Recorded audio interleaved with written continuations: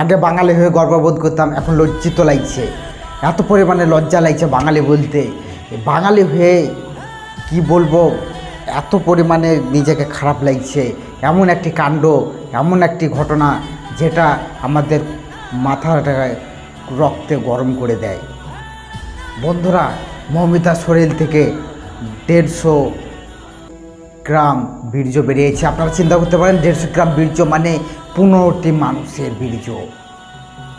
তাকে কিভাবে কষ্ট দিয়ে, কিভাবে ধর্ষণ করে তার পায়ের হাড্ডি ভেঙে চোখ দিয়ে রক্ত বেরিয়েছে। দুই দিকে তার কলিগ মানে তার সাথী মানে সে দুজন মেয়ে মিলে কিভাবে করতে পারে যে এরকম একটা কাণ্ড।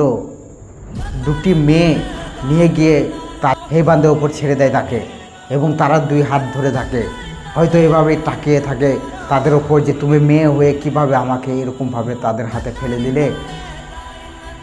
মেয়ে হয়েও আজ লজ্জিত, ছেলে হয়েও আজ লজ্জিত, আজ গোটা পশ্চিমবঙ্গ আজ লজ্জিত, গোটা দেশ আজ লজ্জিত।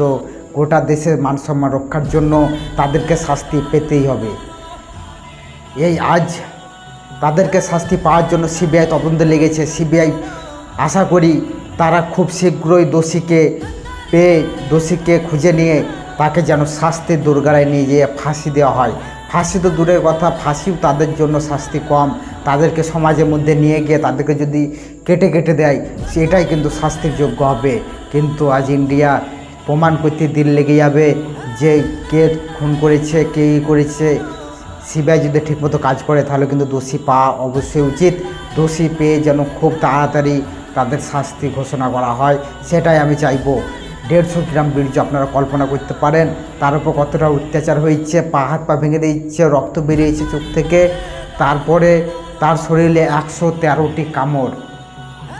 একটা পশু কিন্তু একটি মানুষের প্রতি এরকম কিন্তু অত্যাচার করে না যেটা তারা করেছে।